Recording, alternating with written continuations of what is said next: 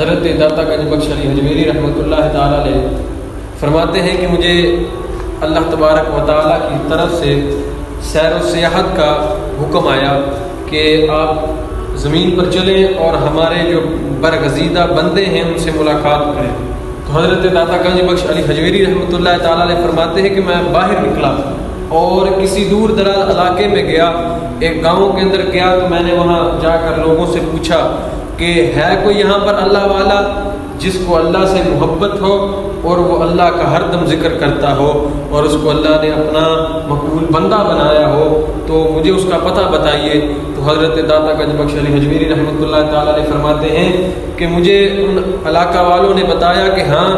اس علاقے کے اندر ایک پہاڑی ہے جس پر ایک اللہ تعالیٰ کا مقبول بندہ ہے اور وہاں پر وہ رہ کر ہر دم اللہ تبارک و تعالیٰ کا ذکر کرتا رہتا ہے، تو آپ چاہیں تو ان سے مل لیجئے کیونکہ وہ اللہ تعالیٰ کے بڑا ہی نزدیک ہے۔ تو حضرت داتا گنج بخش علی حجویری رحمۃ اللہ تعالیٰ علیہ فرماتے ہیں کہ میں ان سے ملنے کے لیے اس پہاڑ کی چوٹی پر گیا، تو جب میں پہاڑ کی چوٹی پر پہنچا، اب غار کے اندر داخل ہونے لگا تھا کہ اب جو غار ہے اس کے باہر کیا دیکھتا ہوں کہ ایک ٹانگ ہے، اس کی ہڈی پڑی ہوئی ہے، ایک ٹانگ کی ہڈی پڑی ہوئی ہے جس پر گوشت نہیں ہے، صرف ہڈی پڑی ہوئی ہے۔ تو حضرت داتا گنج بخش علی حجویری رحمۃ اللہ علیہ بڑے حیران ہوئے۔ خیر آپ داخل ہوئے، آپ نے اندر داخل ہو کر ان کے ساتھ ملاقات کی اور بڑے ہی اچھے انداز سے ان سے ملاقات کی، اور اللہ والوں نے جب اللہ والے تو بیٹھتے ہیں تو پھر اللہ ہی کی باتیں کیا کرتے ہیں۔ تو حضرت داتا گنج بخش علی حجویری رحمۃ اللہ علیہ فرماتے ہیں کہ ہم نے راز و نیاز کی باتیں کی، کچھ انہوں نے مجھ سے شیئر کی اور کچھ میں نے ان سے شیئر کی۔ اب جب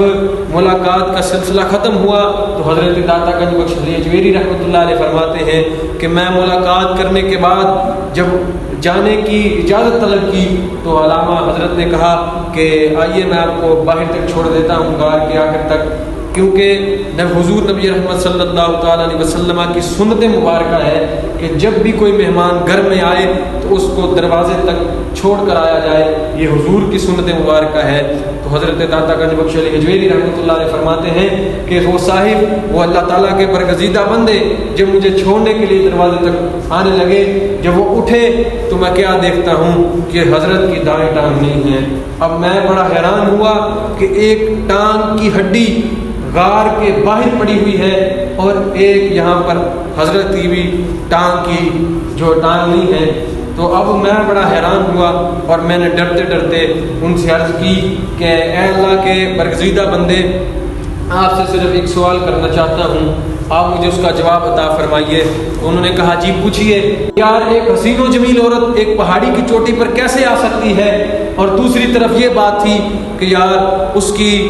حسن اور اس کی جمیلت نے مجھے اپنی طرف مائل کیا اور میری شہوت اجاگر ہوئی، تو میں نے جب پہلا قدم اس کی طرف بڑھایا تو غیب سے آواز آئی، اے بندے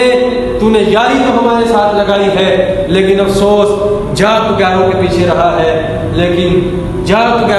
رہا ہے، جب میں کہتے ہیں کہ میں نے یہ آواز سنی تو میں نے اسی وقت ارادہ کیا کہ جو